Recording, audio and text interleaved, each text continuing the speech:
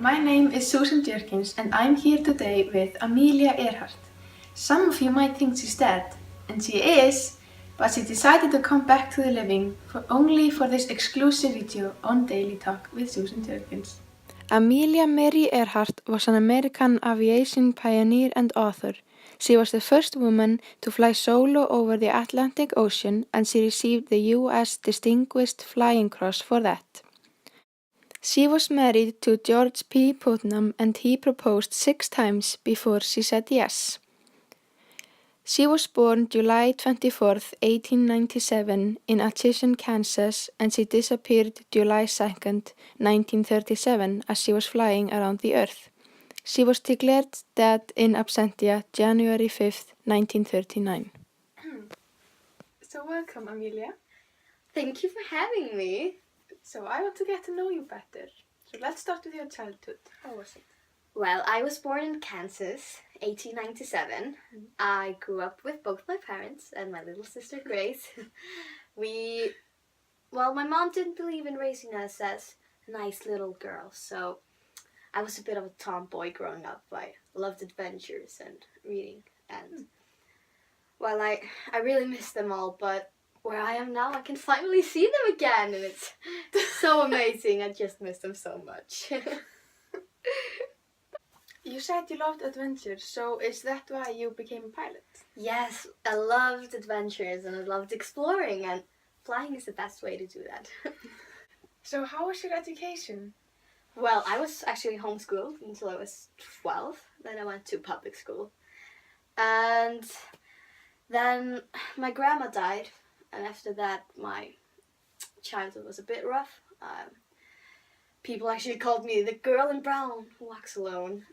But fortunately your adulthood was better.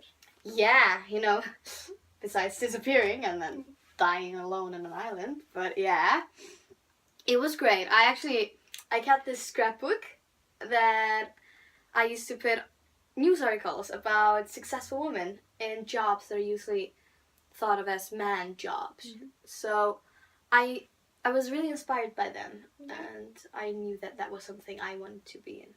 How was your life after high school? How did you become a pilot?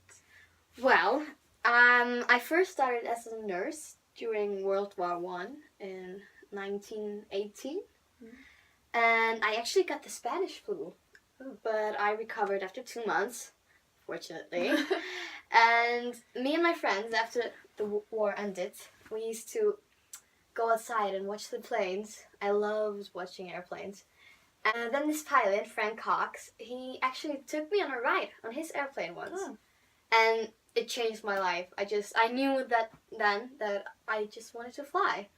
So I took lessons from Anita Snook, and soon enough I was the 16th woman to get a pilot license. So did you just fly or did you do something else? Well, most people don't know that I was actually a teacher and then a social worker. And I also used to write columns in newspaper. So about what was that? Well, it was about women flying. And then eventually I wrote my book about my own career as a pilot. I've actually read your books. They're amazing. Oh, thank you. That's so great. Wow, you've done so many things in your life. So how did it become you flew over the Atlantic Ocean? Well, first of all, I wanted to prove that if a man can do it, a woman can do it too. And second of all, I just really love flying. And I've just heard the Atlantic Ocean is a great place to fly, so. So your last trip was flying around the world, but you actually disappeared in it. Yeah. And for many years, people have been wondering if you died immediately or if you landed on a desert island. And people all around the world have actually said they heard radio calls from you, like saying help. Yeah. And now, many years later, we can know the truth. So. Well, yeah, I did go on a trip around the world, and there was something wrong with the engine, and we had to land immediately. And we wanted to land on this island called Howland Island, but we didn't get there in time. So we had to land on this island called Nikumoro something. I can't even say it.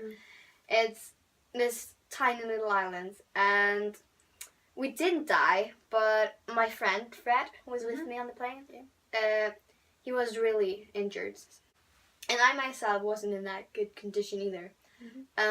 But yeah, we tried to contact people on the radio like many times, and we actually lived there for a few days.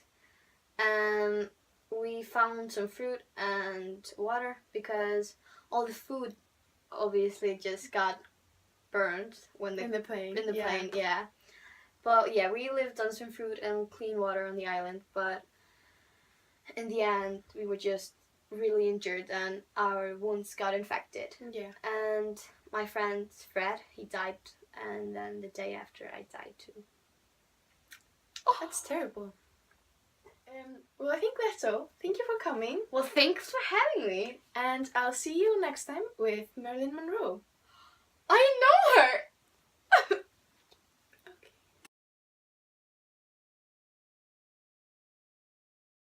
I've actually read your books. Not stor. Jag kanske börjar tala.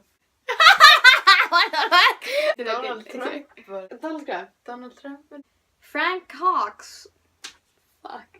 This is a pilot's license. Pilot Frank Hawkins. Ekki. Hérna ekki.